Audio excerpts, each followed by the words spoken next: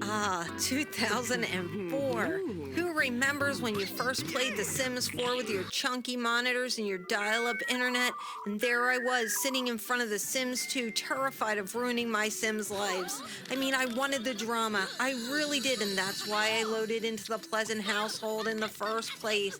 The game had basically set me up a soap opera, and it was on a silver platter, and Daniel Pleasant was the ultimate sleazeball, and he was cheating on his wife, Mary Sue, with the maid, Kaylin. And to make things even messier, the game was hinting that I really didn't want Mary Sue to come home. But here's the thing, I hated making my Sims sad. I'd played a couple other scenarios, and The Sims 2 wasn't a game just about controlling digital little people. It was a game about playing to their wants and their fears. And you see, Daniel, he wanted to flirt with Caitlin. He wanted to kiss her. And if I let him, his little aspiration meter would fill up, and he'd be strutting around the house feeling like an absolute king. But Mary Sue, her biggest fear was catching Daniel cheating and losing her job. If I let it happen, the game would punish her and she would sob, and her aspiration meter would plummet into the red. And suddenly, she'd have a full-on existential crisis. She'd refuse to get out of bed. Her needs would tank. Now, this was 20 years ago, and I was just following the script. The game was feeding me, clicking the prompts, trying to see where the story was going, while also low-key freaking out about the consequences. We had Prima guides, not big-time YouTubers, helping me step by step. And then, because The Sims is such a mean game, I got a chance card for Mary Sue's job. I wasn't expecting it. In fact, I wasn't even thinking about it. I didn't even read. I was trying to keep Daniel from getting caught, and bam, one bad decision later, and Mary Sue loses her job. Like, excuse me? I thought I was only dealing with one crisis at a time.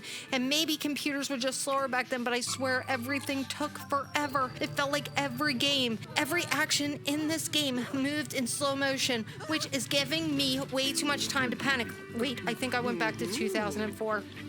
Daniel's wants are flashing. He's feeling great, by the way, and he's getting ready to make his move with the maid. I'm spiraling into a moral crisis. And then there's Mary Sue. She has no idea what's waiting for her at home, and the game is practically whispering in my ear, wouldn't it be awful if she walked in right now? Yes, it would. And I'm hovering over the mouse, over Daniel, like, oh my gosh, can I cancel this? Should I make him go out for a jog? What if I just delete the door? Isn't that cheating? And then, just as I'm trying to process the job loss, here's Mary Sue, and immediately the affair is exposed. There she is, gasping, out on the front lawn, and everything is spiraling out of control. Her greatest fear is fulfilled, and let me tell you, it is brutal. Her aspiration tanks, and she starts sobbing right there. I don't have any clue how to fix this. I desperately tried to cheer her up. I could try to make Daniel apologize.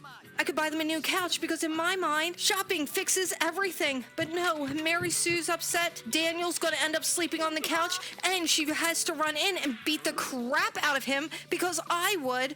The worst part was, I didn't even know that not saving was an option yet. Again, no YouTubers. I thought that once something happened, that was it. Permanent, forever. I was so stuck with this disaster, completely horrified by what I had done. And here's the part that really messed me up. I did this. I could have stopped it. I could have made Daniel behave. I could have sent Caitlin home. I could have saved Mary Sue from absolute despair. But I didn't, because deep down, I wanted to see what would happen. And that's when I had the realization the game was testing me.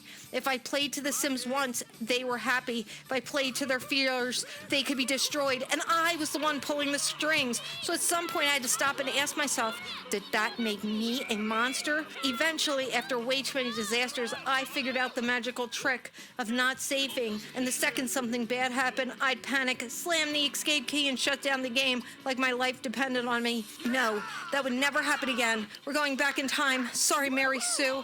I got you, girl. Looking back, I think The Sims 2 was just a little too real for me. The drama was amazing.